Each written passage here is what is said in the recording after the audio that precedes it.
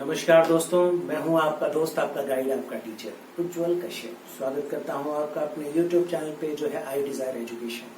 All you need is the desire to achieve. कैसे हैं आप लोग? उम्मीद करता हूं अच्छे होंगे। थ्योरी ऑफ मेटल कटिंग की डिस्कशन कर रहे हैं हम लोग। बात की थी लास्ट लेक्चर में हमने अबाउट टूल वियर। डिफाइन की थी हमने 3 different types of tool wear. The first one was flank wear, the second one was crater wear, then third one was chipping up of cutting edges। ठीक है, ये basic introduction हम लोग देख चुके हैं अभी तक अपने लेक्चर में। आइए थोड़ी डिटेल डिस्कशन करते हैं about the first topic which is flank wear. ठीक है, देखिए फ्लैंक वियर के केस को थोड़ा समझने की कोशिश कीजिए। फ्लैंक वियर की जो केस है वो डोमिनेट करती है basically on the slow cutting speed. ठीक है, और अगर हम लोग थोड़ी डिस्कशन इस पॉइंट पे करें कि what are the causes which generates the flank wear. ठीक है, तो सबसे इंपॉर्टेंट 3-4 पॉइंट जो है इसमें उसकी डिस्कशन हम लोग करेंगे। और उसमें सबसे पहली पॉइंट है कि if the workpiece you are machining is having some kind of inclusion or any hard particle or part inside the workpiece which is going to be machined, ठीक है, तो it will create the flank wear by abrasion। ठीक है, ये हमारी पहली point हो गई। अगर कुछ और रिलेवेंट कॉजेस की थोड़ी डिस्कशन करें तो due to the higher temperature which is obtained near the tool chip interface and the machining area, a minor stage of welding is observed। To break down these minor welding which is happening near the machining area, higher force is needed, and due to this the breakdown of minor welding, we also observe the defect like or the degradation of our cutting tool in terms of flank wear। ठीक है, तीसरी point जो है वो that is about the built up edges। built up edges की बहुत detail discussion हम कर चुके हैं, उम्मीद है चीजें आपको याद होगी। It is also due to the higher temperature between the tool chip interface. ठीक है, तो due to the breakdown of this built up edges, इन बिल्ट अप एजेस को तोड़ने के लिए भी जो फोर्सेस एक्ट होती है उनकी वजह से फ्लैंक वियर की जो टेंडेंसी है वो बढ़ जाती है। तो ये 2-3 पॉइंट हो गई। देखिए अब थोड़ी सी डिस्कशन कुछ कॉमन एस्पेक्ट पे करें तो एट लोअर कटिंग स्पीड जो फ्लैंक वियर है दैट डोमिनेट्स।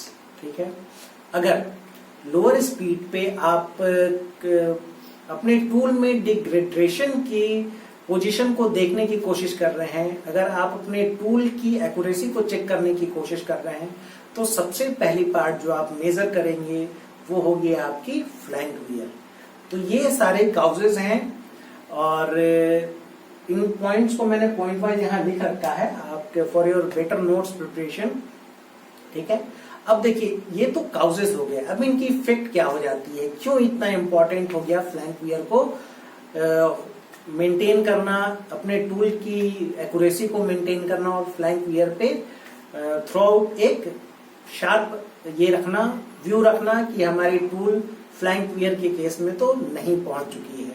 ठीक है, देखिए सबसे इंपॉर्टेंट पार्ट ये है कि जब भी आपकी फ्लैंक वियर हो गई आपके कटिंग टूल में तो it disturbs the dimensional accuracy of the product which is being machined.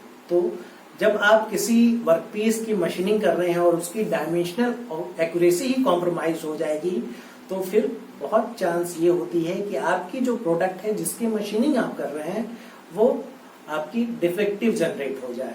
ठीक है, तो इस वजह से बहुत इंपॉर्टेंट है to have a control over the flank wear. और पॉइंट छूट तो नहीं है,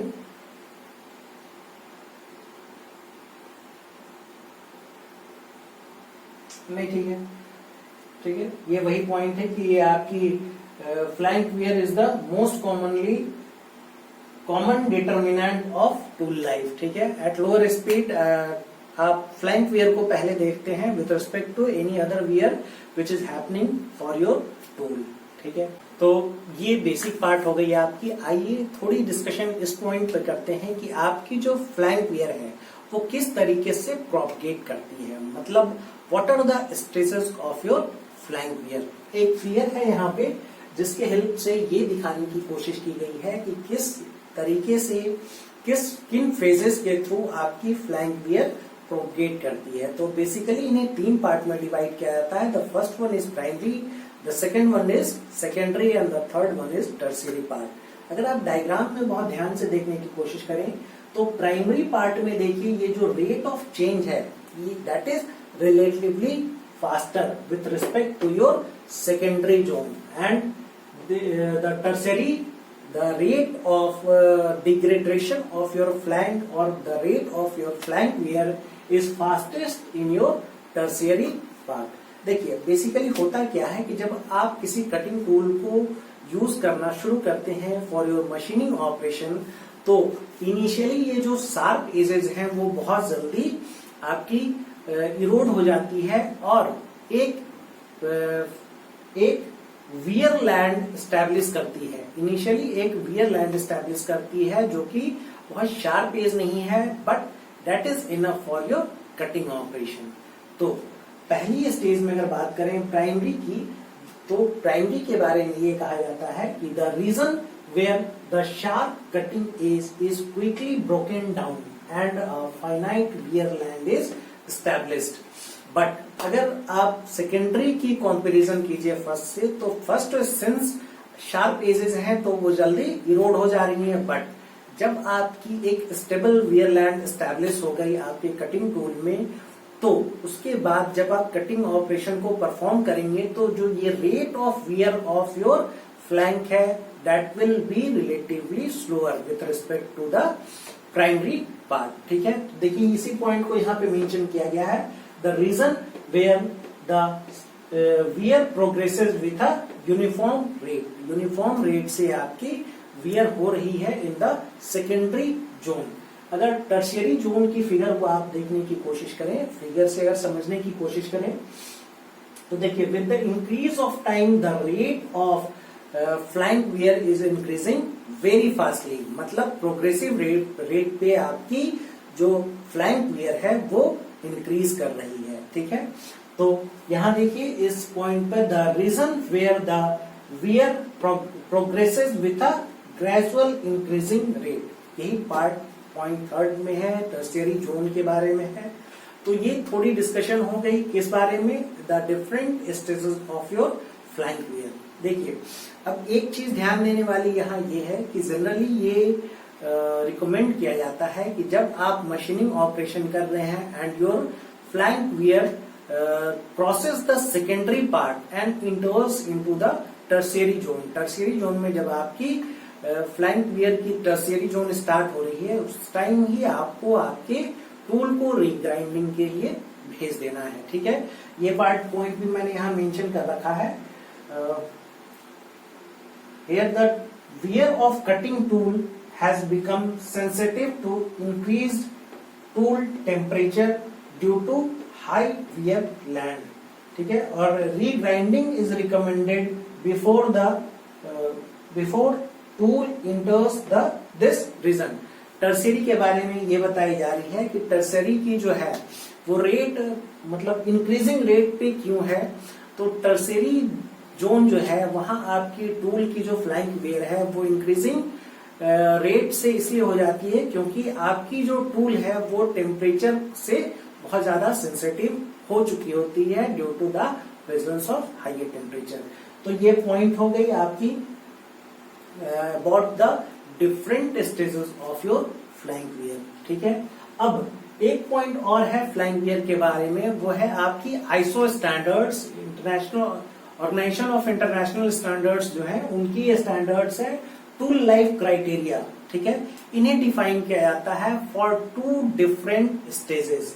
पहली है आपकी for uniform wear and second is localised wear. ठीक है, अगर यूनिफॉर्म वियर की बात करें तो 0.3 mm की वैल्यू डिफाइन की गई है of average over all posts, ठीक है। बट अगर लोकलाइज्ड वियर की डिस्कशन करें, बात करें, तो 0.6 mm ऑन इंडिविजुअली और ऑन इंडिविजुअली पोस्ट ये डिफाइन किया गया है as a ISO standard for your flank wear. तो उम्मीद है चीजें यहां तक क्लियर है आपको। तो आइए अपने दूसरे पार्ट की थोड़ी डिस्कशन करते हैं और डिस्कस करते हैं हम लोग crater wear, the second part of our tool wear part, ठीक है। देखिए, अगर क्रैटर वियर की थोड़ी डिस्कशन करें तो बेसिकली क्रैटर वियर डोमिनेट करती है at the higher cutting speed, ठीक है। अगर मटेरियल के रेफरेंस में थोड़ी बात करें तो most of the time crater wear is observed when a ductile material is being machined, ठीक है। On the basis of chips हम लोग डिस्कस कर चुके हैं कि जब आप एक डक्टाइल मटेरियल की मशीनिंग करेंगे तो चिप्स जो ऑब्टेन होते हैं वो कौन से होते हैं, कंटिन्यूअस चिप्स ऑब्टेन होते हैं, ठीक है। तो जनरली इन्हें ऑब्जर्व तब किया जाता है क्रैटर वियर को जब आपकी एक डक्टाइल मटेरियल की मशीनिंग हो रही होती है at the higher speed where you are obtaining the continuous chips, ठीक है।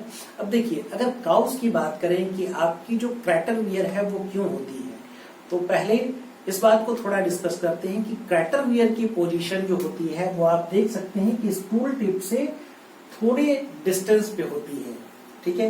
ये थोड़ी डिस्टेंस पे क्यों होती है, थोड़ी डिस्टेंस पे इसलिए होती है क्योंकि जो टेम्परेचर होती है इस पॉइंट पर टी, ठीक है, इस पॉइंट पे जो टेम्परेचर होती है टी, वो आपके इस पूरे के पूरे फेस पार्ट पे highest temperature at a minor distance from your tool tip observe होती है, ठीक है। तो इस हायर टेम्परेचर के प्रेजेंस की वजह से जो चिप की मटेरियल होती है उनकी टेंडेंसी होती है of diffusing, of getting diffused in the tool material, और इस वजह से एब्रेशन के कारण आपकी क्रैटर वियर को ऑब्जर्व किया जाता है, ठीक है। तो ये सारे पॉइंट मैंने यहाँ मेंशन कर रखी है। अगर थोड़ी सी डिस्कशन हम लोग इस पॉइंट पे करें कि फोर्स की जो रिक्वायरमेंट है उनमें क्या चेंजेज आएंगे, क्या सरफेस फिनिश की वैल्यू में कोई वेरिएशन आएगा, तो नहीं। फोर्स की जो रिक्वायरमेंट होती है for the cutting operation that does not gets affected with this presence of this crater wear, ठीक है। इस पॉइंट को भी मैंने मेंशन कर रखा है। Crater wear increases with the MRR. अच्छा, ये तो अभी चलिए बात करते हैं। क्रैटर वियर हैज लो और little influence on cutting force, workpiece tolerance और सरफेस फिनिश, ठीक है। आपकी जो क्रैटर वियर है उनकी जो इफेक्ट होती है with respect to cutting force, tolerance of workpiece being machine and surface finish is very very low और जस्ट नेग्लिजिबल, ठीक है। अब एक इंपॉर्टेंट पॉइंट और है कि क्रैटर वियर की जो टेंडेंसी है that increases with the MRR, that crater wear की जो टेंडेंसी है वो एमआरआर के साथ इंक्रीज करती है, ठीक है। देखिए, ये पॉइंट मैंने लिख रखी है about the temperature, higher temperature at the some distance from the tool tip, ठीक है। हाई कटिंग स्पीड पे आपकी क्रैटर वियर है, ठीक है। फॉर डक्टाइल मटेरियल ये हो गई, और ये पॉइंट भी मैंने बात कर ली है, ठीक है। तो उम्मीद है सारी चीजें क्लियर है। एक फिगर है, आप पहले इस पार्ट की स्क्रीनशॉट ले लीजिए, फिर मैं एक फिगर से एक पॉइंट और डिस्कस करना चाहूंगा। उम्मीद है आप स्क्रीनशॉट ले चुके होंगे।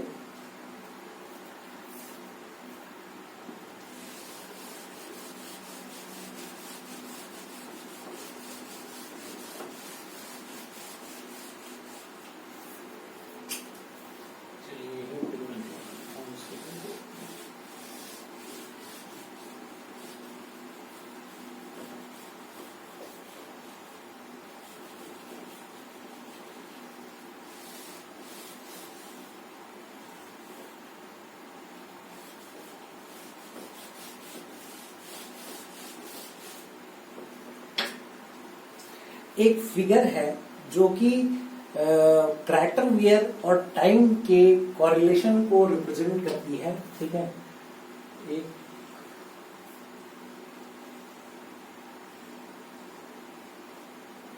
एक्स एक्सिस के लॉन्ग प्लॉट की गई है आपकी टाइम, और वाई एक्सिस के लॉन्ग क्रैटर वियर को रिप्रेजेंट किया गया है, ठीक है।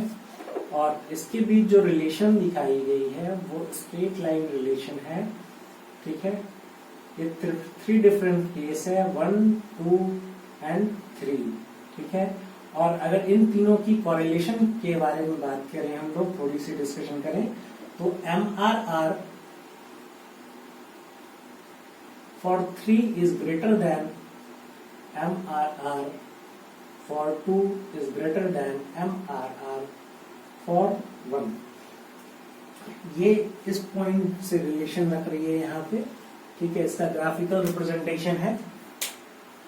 तो उम्मीद करता हूँ चीजें यहाँ तक आपको क्लियर है और चीजें समझ आ रही है। अगर आप चाहिए तो एक स्क्रीनशॉट ले सकते हैं, उम्मीद है इस पार्ट को तो आप बना ही सकते हैं, ठीक है। तो मिलते हैं अगले क्लास में, बात करेंगे कुछ और डिटेल में, कुछ और टॉपिक्स के बारे में। अगर आपको कोई परेशानी हो तो हमारे पास एक टेलीग्राम ग्रुप है, एक व्हाट्सएप ग्रुप है, जीमेल है और आपके पास एक ट्विटर हैंडल है और comment box as always is there for you. तो अगर चीजें आपको समझ आ रही है तो कृपया लाइक करें, शेयर करें, सब्सक्राइब करें और लाइक और कमेंट आप करें, क्योंकि you know always that it is the source of my energy, ठीक है। मिलते हैं अगले लेक्चर में, बात करेंगे कुछ और डिटेल में। थैंक यू, जय हिंद।